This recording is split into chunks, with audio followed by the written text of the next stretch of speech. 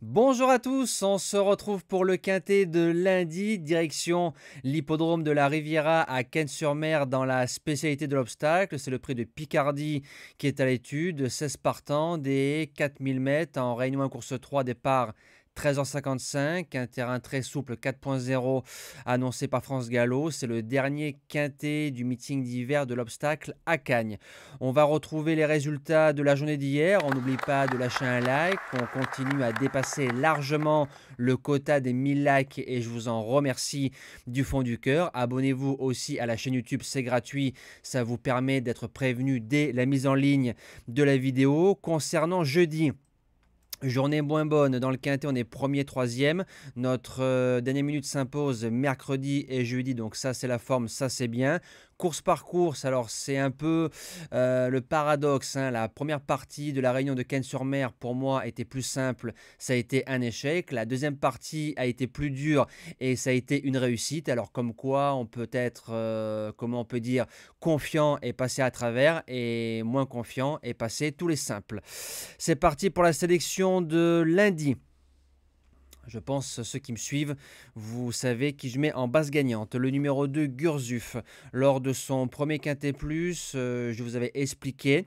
J'espérais qu'on faisait course d'entrée de jeu, mais on a fait course école. On a été dernier toute la route. On a fini quatrième en avançant. Lui et First Dream, c'est les deux meilleures notes du quintet de référence. C'est un cheval qui est en 62 valeurs. Cette fois-ci, on met James Reveley à la monte. 4000 mètres. Si on vient avec des ambitions, je pense que Gurzuf peut jouer la victoire. L'opposition qui va être rude, le numéro 11, First Dream, c'est le gagnant du quintet de référence. Pour moi, il a gagné plus facilement qu'il n'y paraît. On lui a mis que 3,5 kg de plus sur le dos par rapport à l'année dernière. Il gagnait son quintet et il venait sur cette course-là en 59,5 en échouant. Cette saison, il arrive en 55,5. Je trouve que le cheval a pris de la force et de l'assurance par rapport à l'année dernière. Donc il y aura 4 kg de moins que par rapport à 2023. First Dream, il peut aller devant. Il peut largement garder une place dans les 3.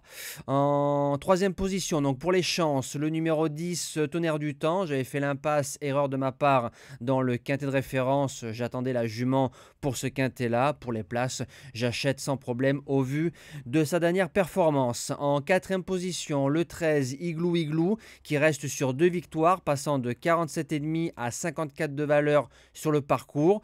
Il a couru 4 fois à Cannes-sur-Mer, 4 fois sur les 4000 mètres. C'est 3 victoires et une place de quatrième. Pour un premier quintet plus, vu la forme, on fonce.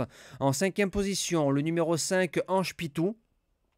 Le cheval vient de faire une belle course de rentrée, s'intercalant entre Carthage et Cyrano de Paille. Cyrano qui est un peu le petit prince de la Riviera. Sur la piste de Cannes-sur-Mer, entre 3400 mètres et 4300 mètres. C'est 5 sur 5, troisième, premier, premier, cinquième, deuxième. S'il n'est pas contrarié par la bonne rentrée, je le vois dans le quintet.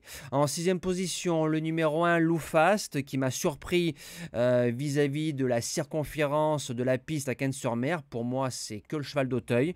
Donc forcément, sur ce qu'il a fait la dernière fois, ben, je le garde en 8 chevaux sans problème. En septième position, le numéro 7, Kango, qui a fait une drôle de course lors du quintet de référence dans le prix Philippe Laurin en faisant deuxième avec un parcours dur. Sur la piste, c'est 2 sur 2, premier, deuxième. Maintenant, il va prendre part pour la première fois aux 4000 mètres à Cannes-sur-Mer face aux vieux.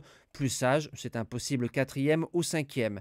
Et je clôture la sélection avec le numéro 3, Brooks, qui est troisième du prix Philippe Laurin. Il affronte les vieux. C'est un cheval qui a pas mal de rate et de courage et il en faut dans ce genre de lot. Alors je ne le vois pas dans les 3, mais pareil, pour être 4-5 comme pas mal de concurrents, c'est possible au papier.